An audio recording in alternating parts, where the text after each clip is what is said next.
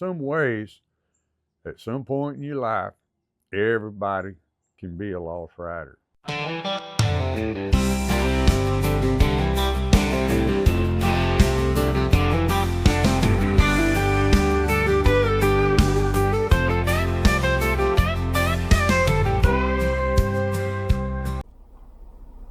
Good morning to the second half of this week's News from the Camp House. We're here this morning with Railroad Commission candidate, Mr. Hawk Dunlap.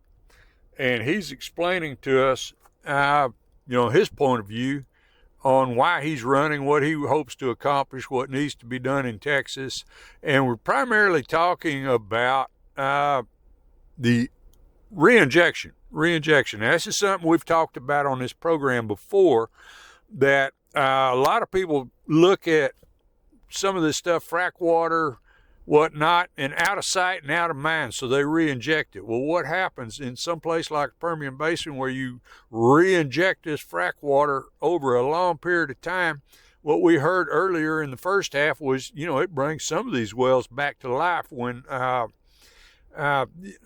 they get that much pressure back in there. They overfill these things, and he actually gave us an instance of where it was pushing oil back up out of the ground, back up to water well levels. Now that's a hard thing to discern, because when we hear about this, most of our aquifers are at 1,000, 1,500 feet, something like that, or less. Your groundwater, your regular water wells, a few hundred feet, down to 1,000 maybe, whereas your reinjection wells, those you're talking about 10,000 feet or so. And how in the thunder does it, pressure up to where? Yeah, go ahead. Let me correct. There's two types of injection. There's deep injection, which would, like what you said, would be 10,000 feet. Yeah. But there's also shallow injection. So okay. There's, so you've got wells that are around 2,500 to 3,000 foot, and they use a water flooding, which is an enhanced oil recovery, and they inject it back into that formation, and they wash this called washing rock.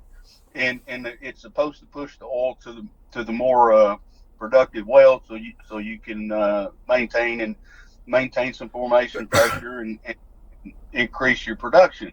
Okay. So there's deep injection and there's shallow injection. Right now with the earthquakes, which is happening, is caused from the deep injection, and we're lubricating faults, and we're causing those faults to move. And when those faults move, then we get these earthquakes. So we tried to eliminate in the state. We tried to eliminate and cut all of that back, and so we've gone to injecting shallow. And when we inject shallow, this is when we run the risk of contaminating our water aquifers and causing these legacy wellbores to start flowing. Okay. So to put it in perspective, look, when we produce oil and gas, and let me make this clear. Look, I'm fourth generation in the oil business. I've got 35 years experience. If you cut my wrist, I'm going to bleed crude oil. It's made oil and gas business supported my family and made a fantastic career for me. So I'm not anti-oil. I'm anti cutting corners and doing things the wrong way. Okay. And I want to make that firm statement. We cannot produce, and we cannot be a leader in oil and gas without having to deal with the gas, which is being flared, because we don't have takeaway capacity at the moment to sell it, and we don't have enough markets for it yet. And I said, we got to do something with the water. And so historically, we've been injecting in the water. With the more and more oil that we produce, and the longer we produce it, the more water that we're going to produce as well. Right. It just goes hand in hand. So we've been injecting it historically, and what I'm trying to do is we have the technology to treat this water, right, and to reuse it for things like these AI data centers that are coming online. Yes, sir. For ag purposes, for cotton. Now, Horace McQueen had a farm and ranch show when I was growing up in East Texas, and he used to advertise when the aerobic septic tank system first came out. And the commercial on there was, I water my tomato plants with it. Well, I'm not going to water my tomato plants with recycled produced water, not just yet. But we've got other uses for it. To put the industry on this recycled water is start keeping the groundwater for ourselves. And that's what I'm really trying to push. Plus the orphan well problem. We don't have enough money to start plugging all these wells. I think most recently the Railroad Commission came out and said that they have 11,000 wells on their orphan list. And there's 50,000 or 170,000 idle wells, which will eventually become orphan wells. And so we don't have enough money in the state, and we shouldn't be paying, the taxpayers shouldn't be paying to plug these wells. Right. So what I'm trying to work with the legislature on, and what I'm trying to get ideas out, is we put a 10-cent tariff on every barrel of produced water that we inject in the ground at the moment. And at 30 million barrels a day, at 10 cents a barrel, that's $3 million a day, $21 million a week that we're putting into our orphan well fund so that we can become self-supporting in plugging our own liabilities using our money instead of having to go to the state and the legislature saying we're out of money and we don't have enough money. This state's got enough to do that it does not need to be tending to the industry's business. We should be taking care of ourselves. And we have several ways we can do it. These are pretty hard decisions. The legislature is eventually going to have to sit down. And I really think the legislature wants to do something, but I don't think they've had an experienced person at the Railroad Commission in decades that can actually go to them and feed them good information and good ideas for them to make smart decisions on what we need to do with our industry. And all right, Hawk. All right, part of the problem here, and I've said this how many times, part of the problem here is general public, legislature, everybody is so accustomed they don't even think about residential or human recycling of water. It's been done for ages, and they don't even realize it, know it. You tell them they're drinking toilet water in downtown Austin, they don't, hell, they don't know what to think about that, but they're doing it because it's recycled forever. Now you're talking about industrial water and recycling that, and everybody's throwing everybody's throwing on the brakes. They're not sure about that. They've heard so many bad things that, and now you said it, and I know it, and we've had other people on here, and they always say, we've got the technology to recycle a bunch of this stuff. Of course, what you got to do is you got to do it right. Boy, you ever stub your toe and you'll have everybody down your throat. Where am I wrong? No, and you're right, and it's going to have to be monitored, and it's going to have to be rules are going to have to be made. It's going to have to be enforced, and I am not a proponent of using this recycled produced water for human consumption at the moment. All right, I'm not a big fan. They're talking about wanting to dump it in the Pecos River. I'm not there yet. They haven't convinced me that that's a good idea yet. Right. However, these big data centers that are going to be coming online in the next year or so, they're going to use 3 million gallons a day. And and some of them, well, we're going to be a closed loop system. Well, that's all fine and good, but you're going to have evaporation, you're going to have condensation, you're constantly going to be topping up these data centers with cooling water.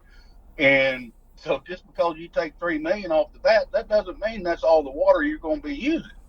And we have an endless supply of produced water all across this state, and I mean from East Texas to West Texas, from South Texas to the Panhandle, that we can be using this water for beneficial use and reducing the amount of stress that we're putting on our groundwater. And it's not cheap, it's not easy, but Texas was built hard. We've always done the hard things, we've gotten through it. And the cheap, easy way is we're going to have to get away from it. There's not going to be any more cheap and easy, but we're going to have to have some help from the legislature, and they're going to have to have some good information, and they're going to have to make these tough decisions for us, and realize that that our groundwater is going to have to be All right, protected. let me ask you this question. Okay, so we're talking about the technology. All right, I saw this at Texas A&M back in the 90s. But when you go up to the legislature, you go into a hearing or you go into offices, who do you have in your hip pocket? Who do you have attached at the hip that's going to show these people this show your legislators, show your committees this technology and tell them, hey, look, we can take this frack water, we can take whatever coming back out of the ground, we can take this and we can turn it back into a usable product. No, I don't have any politicians attached to my hip. No, I'm talking about engineers, companies. Engineers. You know, I meet with I talk with several people from the Produced Water Society. In fact, next month I'm going to be in Sugar Land on a panel talking about this very thing. I've talked to a lot of the people who are doing pilot projects and who are working with this and trying to get this technology approved and in use at scale. And I spoke to them last year, and I said, look, I don't want to hear about your money problems. All right, the money problem is your deal. I said, what do you need from the state and from the Railroad Commission to get you guys in business to start doing this? And they said, well, we need a mandate. We need a rule. We need something to start forcing producers and the water folks to sit down at the table and work out a economically feasible plan for them to start taking the water and for them to start cleaning it and them to start redistributing across the state for different purposes. And until we have something on a piece of paper saying, you know, in 2028, we're going to reduce the amount of produced water that we inject in the ground by, 30, 40, 50%, then they can't start building these facilities to start handling this amount of fluid at scale. And it's going to have to start with a piece of paper. I can't just go down and bang my fist on the table and say, by God, this is what we're going to do, and we're going to start doing it tomorrow. It's not going to work that way. Mm-hmm. But we get enough pressure on the legislature, and we start showing them that this is the right thing to do, and we get enough of our people and our listeners involved and get them on board saying, yes, this is what we need to start doing, then I think we can turn this steer and throw it on the ground. All right. Hawk, we're out of time this morning, but I really appreciate you being with us. Well, thank you for having me on. All right. Folks, I tell you what, Hawk, don't go nowhere. Folks, I hope you enjoyed this morning's edition of News from Camp House. Hope you learned something. Hope if you learned anything, you learn that there's people out here trying to take care of our problems. That's the stuff we've talked about off and on for a whole bunch for a long time. So, now, this week's edition was also brought to us by Shaw's Bend Social Club, country club folks who don't have a country club. Go out, have a good weekend, have a big weekend, have a lot of fun, be safe, and y'all just remember, pretty much any day is sure a good day to be out in the woods.